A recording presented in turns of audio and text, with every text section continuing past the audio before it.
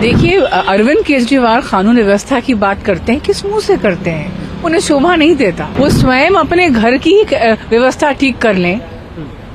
उनकी पार्टी में तो पूरी फौज है भ्रष्टाचारियों की। केजरीवाल साहब जो अमित शाह जी की जो बात करते हैं, तो माननीय गृह मंत्री अमित शाह साहब ही वो आदमी हैं जिन्होंने इस देश के माथे पर जो कलंक था धारा 370 वो खत्म किया और किसी की एक पत्थर तक फेंकने की हिम्मत नहीं हुई। देखिए, अरविंद केजरीवाल कानून व्यवस्था की बात करते हैं, किस मुंह से करते हैं? उन्हें शोभा नहीं देता।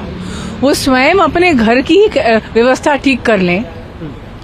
उनकी पार्टी में तो पूरी फौज है भ्रष्टाचारियों की।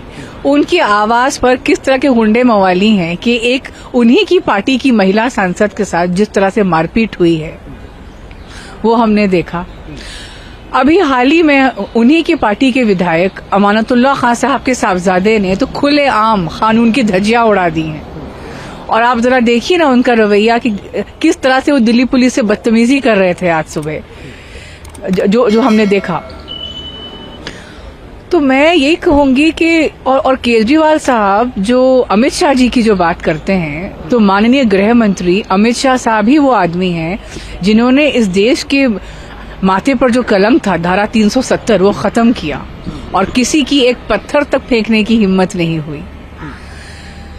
और केजरीवाल साहब और अन्य दलों ने क्या कहा था कि खून की नदियां बह जाएंगी, ये हो जाएगा। क्या हुआ? कुछ भी तो नहीं हुआ। माननीय अमित शाह जी के ही मंत्रालय द्वारा माननीय प्रधानमंत्री मोदी जी के नेतृत्व में 3 नए आपराधिक कानून लाए गए हैं और दिल्ली में भी आम आदमी पार्टी के गुंडे मवालियों के आतंक पर नकेल कसने का काम अमित शाह साहब ही कर रहे हैं। तो जाहिर सी बात है केजरीवाल साहब तो बौखला जाएंगे। उनकी परेशानी तो बिल्कुल मतलब जायज है। मीटिंग हुई आज वक्फ बोर्ड को लेकर, उसमें 10 एमपी सस्पेंड भी हो गए क्योंकि उसमें हंगामे की खबर सामने आई बोला जा रहा है और विपक्ष की तरफ से बोला जा रहा है कि हमको बोलने का मौका ही नहीं दिया जाता है। कैसे देखते हैं?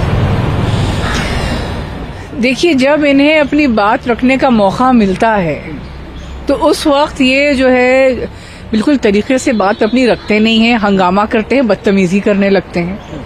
मुझे ये समझ नहीं आ रहा कि इन्हें समस्या क्या है।